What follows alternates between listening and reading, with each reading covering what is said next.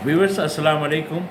आवाम की बात आम आदमी के ज़रिए चैनल से डॉक्टर एस एम ज़मीर आपसे मुखातिब है। व्यूवर्स, आज न जाने इस कौम ने अपना रोज़ा कैसे इफ्तार किया होगा कि ये ख़बर जिस वक्त ऐन इफ्तार का वक्त था उस वक्त टेलीविज़न्स पे ब्रेकिंग न्यूज़ के तौर पे चलनी शुरू हुई कि कराची में साइट के इलाके के अंदर एक फैक्ट्री की इंतज़ामिया या मालकान की जानिब से ज़कात या राशन की तकसीम के दौरान भगदड़ मच जाने से तकरीबन उस वक्त की ख़बर के मुताबिक 12 या 11 से ज़्यादा ख़वातीन और बच्चे शहीद हो चुके थे, यानी कुचले जा चुके थे, और उसके अलावा दीगर ज़ख्मी थी, और कुछ जो ख़वातीन थी वो करीबी एक नाला गुज़रता है उस फैक्ट्री के, उसके अंदर भी गिर गई थी, और एक बेतहाशा अफरा तफरी का आलम था। मैं नहीं समझता दोस्तों कि ये किस तरीक़े से इस इस्तेसाली निज़ाम ने पूरी कौम को भिखारी बना दिया है। यानी कि ये मुतवम्मिल तबक़ात या हुक्मरान ये इस तरीक़े से ज़कात या राशन या मुफ्त आटे की तकसीम करके इज़्ज़त नफ्स को, पूरी कौम की इज़्ज़त नफ्स को मजरूह कर रहे हैं। और सवाल ये पैदा होता है, क्या ये ममलिकत खुदादाद पाकिस्तान है? क्या ये वो मुल्क है जो इसी रमज़ान के महीने में हासिल किया गया? क्या ये मुल्क इसी बुनियाद पर हासिल किया गया था कि यहाँ पर लोग अपने हुकूक़ को हासिल न कर सकें, और यहाँ पर हमारी माएँ बहनें माह रमज़ान के अंदर ज़कात के लिए और एक मुट्ठी आटे के लिए जो है अपने आप की जान से चली जाएं, उनकी इज़्ज़त नफ्स मजरूह हो? और इस तरीके मुस्तकिल ख़बरें आ रही हैं। ये एक नाम नहाद हुकूमत ने जो एक मुफ्त आटे की तकसीम का सिलसिला शुरू किया है आज से कुछ माह पहले मीरपुखास में, और उसके बाद फैसलाबाद में, फिर मर्दान में, और पाकिस्तान के दीगर इलाक़ों के अंदर मुस्तकिल ये ख़बरें आ रही है कि जब वो ज़ाहिर तकसीम करने के लिए जो भी जो ट्रक हैं या वो पहुँचते हैं, लोगों के अंदर वो घिर जाते हैं और उसको वो मैनेज नहीं कर पाते। तुम कितने 23 करोड़ को कहाँ तक तुम आटा दोगे? तुमने तो 23 करोड़ के सारे रिज़्क़ पे कब्ज़ा कर रखा है।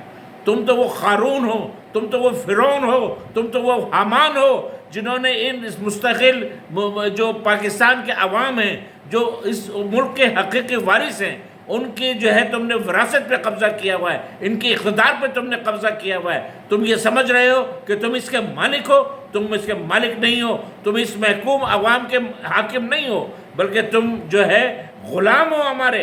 और इस तरीक़े से तुमने जिस तरीक़े से इस इस्तेसाली निज़ाम, सिर्फ तुम्हारी वजूद जो है इस वक्त इस मुल्क में इस्तेसाली निज़ाम की वजह से है कि इस इस्तेसाली निज़ाम के ज़रिए तुम इक़्तिदार पर काबिज़ होते हो एक दूसरे के ख़िलाफ़। अब आप इस वक्त टेलीविज़न खोलें, मीडिया देखें, हर रोज़ सिर्फ एक ही मसला नज़र आता है कि शायद इस मुल्क का मसला इंतखाबात रह गया है, शायद इस मुल्क का मसला अदलिया रह गई है, शायद इस मुल्क का मसला इस्टेब्लिशमेंट रह गया। कोई सियासतदान, कोई सियासी जमात आवाम के मसाइल पे बात करने के लिए तैयार नहीं है। कोई सियासतदान ये नहीं कह रहा कि इस मुल्क के 80% से ज़ायद आवाम जो है वो जो है भूख और अफलास के मारे जो है वो तड़प रहे हैं। इस माह रमज़ान के अंदर लोगों को पीने का पानी और चूल्हा जलाने के लिए गैस और रोटी और अफ्तार करने के लिए आटा तक मैसर नहीं है। ये ममलिकत खुदादाद पाकिस्तान है?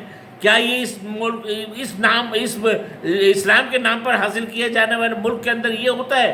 क्या हमारे खलीफा दो हज़रत उमर बिन ख़त्ताब रज़ी अल्लाह ताला अन्हु ने ये नहीं फरमाया था कि अगर फ़रात के किनारे कोई कुत्ता भी भूखा मर जाए तो उसकी ज़िम्मेदारी उमर पे आती है? तो ए हुक्मरानों, इस्लामाबाद में बैठ कर के अय्याशी करने वाले हुक्मरानों, सूबाई दारुल हुकूमत में बैठ कर के अय्याशी करने वाले हुक्मरानों, VVIP कल्चर के तहत हमारी सड़कों पर जो है वो कलाशनकोव समेत गाड़ियाँ लेकर के घूमने वालों अशराफिया, क्या तुम्हें ये इस बात का एहसास नहीं है कि ये इस मुल्क के गरीब अवाम किस तरीके से ज़िंदगी गुजार रहे हैं? कितनी कसम पसी के आलम में एक आम आदमी ज़िंदगी गुजार रहा है। किसी एक आदमी से आप पूछिए कि वो इस काबिल है कि इस दौर के अंदर अपने 2 या 3 बच्चों के साथ एक किराए के मकान में या अपने मकान के अंदर रह करके वो जो है वो 2 वक्त की इज्जत की रोटी खा सके? क्या वो इस वक्त का कोई عزت کی اور عیاشی کی افطار کر سکتا ہے، یا وہ پیٹ بھر کر کے سحری کر سکتا ہے؟ کیا اس کا یہ حق نہیں ہے؟ کیا مزدور کا، یہ کسان کا، یہ عام آدمی کے بچے کا یہ حق نہیں ہے کہ وہ بھی جو ہے کیا نا پرتعیش چیزیں اور بڑی مزیدار چیزوں کے ساتھ افطار کرے اور سحری کرے؟ لیکن تمہیں کیا، تمہیں تو صرف اپنے اقتدار سے مطلب ہے. تمہارا تو یہ ہے کہ صرف انتخابات کب ہو جائیں گے، انتخابات ہونے کے بعد کیا ہوگا، کیا ہوگا انتخابات میں. تم سب آزمائے ہوئے ہو، چاہے وہ مسلم لیگ نون ہو، چاہے وہ پیپلز پارٹی ہو، چاہے وہ پاکستان تحریک انصاف ہو، چاہے یہ مذہبی ملا ہوں، یہ سب آزمائی جا چکے ہیں. انہوں نے اپنے دور اقتدار میں اس ملک کو بھوک و افلاس سے نکلنے کے لیے کیا انتظامات کیے.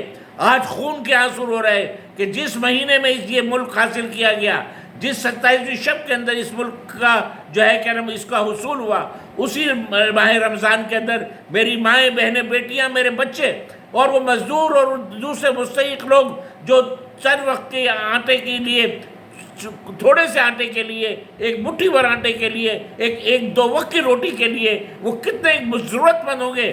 آپ اندازہ لگائیں کہ ان کی ضرورت کی انتہا کیا ہوگی، کہ وہ صرف کتنا آٹا دے دیں گے آپ ان کو، کتنا راشن دے دیں گے آپ ان کو، کتنی کھانے کی چیزیں دے دیں گے آپ ان کو. زیادہ زیادہ وہ 1 دن یا 2 دن یا 3 دن کے لیے کافی ہوں گے. اس کے لیے وہ اپنی جانیں قربان کر رہے ہیں اس ملک کے اندر. کیا یہ جائز ہے؟ کیا اسلام اسی چیز کا درس دے رہا ہے؟ کیا ملائیت اسی بات کا درس دے رہی ہے کہ ہم جو ہے تصوف کے ذریعے نیکیاں حاصل کر لیں گے؟ کیا یہ نیکیاں حاصل کی جا رہی ہیں؟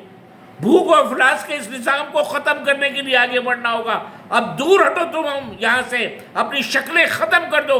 اب عوام خود تم سے اپنا حساب لے گی، اور عوام یہ تم سے پوچھے گی کہ کیا ہمارا حق یہ نہیں تھا کہ ہمارے کو بھی وہی چیز حاصل ہوتی جو تمہیں حاصل ہے؟ تو لاؤ اب یہ یہاں سے دور ہٹو. اب انتخابات مسائل کا حل نہیں ہے، مسائل کا انقلاب ہے کہ یہاں کا ملک کا متوسط اور زیر متوسط اور پسا ہوا طبقہ، جو طبقات پسے ہوئے ہیں، جو مزدور ہے، جو کسان ہے، جو محنت کش ہے، جو ایک عام آدمی ہے، جو عام گلیوں میں رہتا ہے، جو کچڑ زدہ انسان جس کو تم نے قرار دے دیا ہے، جس کو تم نے ذلت کی گہرائیوں میں گرانے کی کوشش کی ہے، اب وہ انسان تم سے اس اشرافیہ، یاد رکھو تمہارے اب حساب کا وقت آ گیا ہے.